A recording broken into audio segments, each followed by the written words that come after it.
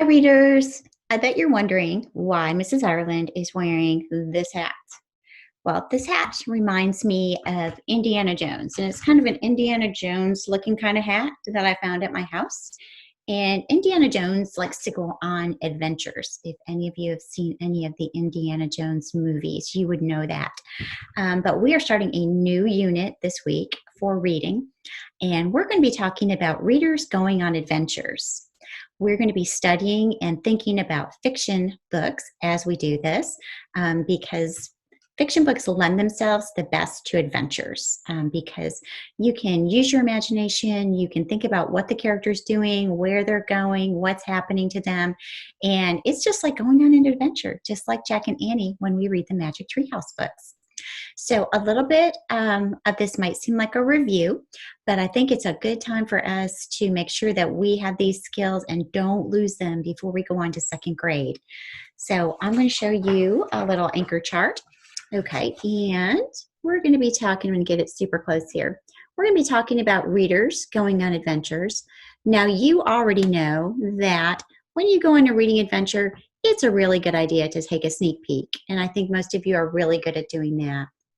Also, I think most of you are pretty good about keeping track of where and when the story is happening. That's called the setting.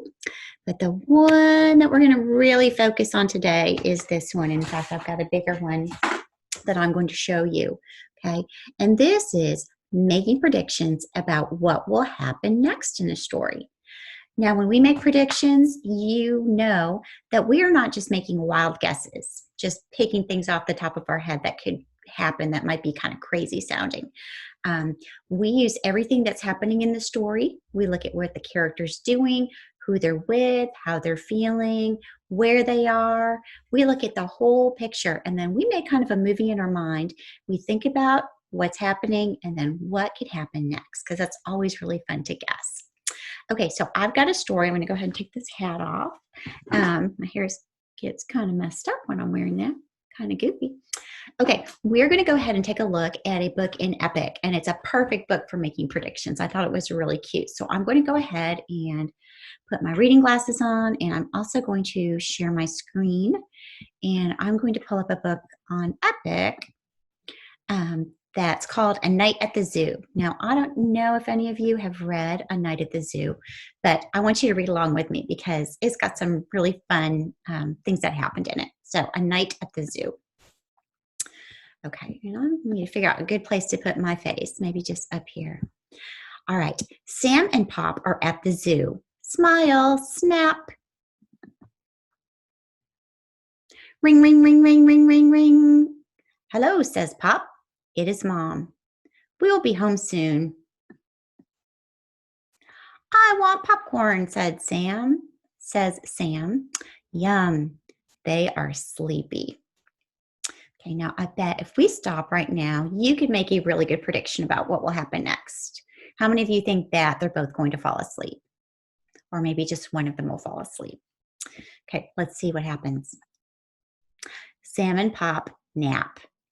Now, if we take a look at this picture right here, we can see something has changed in our setting. You hopefully will notice that the sky is looking a little bit darker. So either the weather is changing and it's about to storm, or it's getting close to nighttime. Okay, so my prediction would be that it's getting close to nighttime. Okay, the next page says, oh no, the zoo is closing. So now there are lots of possibilities. What do you predict will happen next? Think about that. Maybe you can tell your parent or your stuffed animal or your little brother or sister. Okay, or you can just think in your mind. Okay. This is not at all what I was predicting. Did any of you predict this? That it was going to be a big zoo animal party? I sure didn't. Ostrich likes the phone. Okay, so he's picking up the phone. Parrot takes it. He drops it. Monkey gets it. Snap, snap, snap, snap. Then ring, ring, ring, ring, ring, ring. Monkey drops it. Bop. Oops, I need to move my face so we can read the rest of this. Giraffe is dizzy. He kicks camel. Camel is mad. He kicks the can.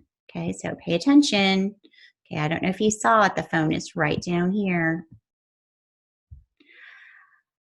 Yak, yow, yip, yow, eek, yip, yow, eek. Sam and Pop wake up. A man comes. We fell asleep, says Pop. Sam and Pop go out. What do you think is going to happen next? Make a prediction.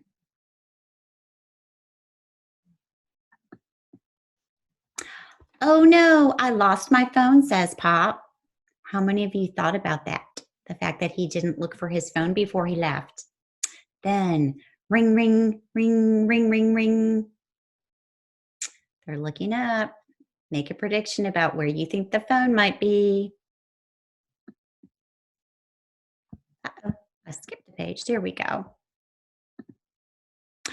The phone drops. Ring, ring, ring. Okay, so if you predicted that the parrot had it, you guessed right or predicted right. Hi, Mom, says Sam.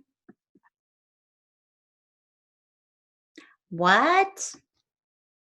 Okay, so if you take a look, it looks like maybe the parrot's eye. They were snapping all those selfie pictures at the same time that they were playing with the phone. What? Okay, that's the end. So I really like this story because it's short, it's easy to read, and it was great for predicting. So I hope that you enjoyed it too. Readers, remember today that when you read fiction books, you always need to be thinking ahead about what could happen next and make a prediction. It makes it more fun and it helps you to really connect with the story. Okay, readers, off you go.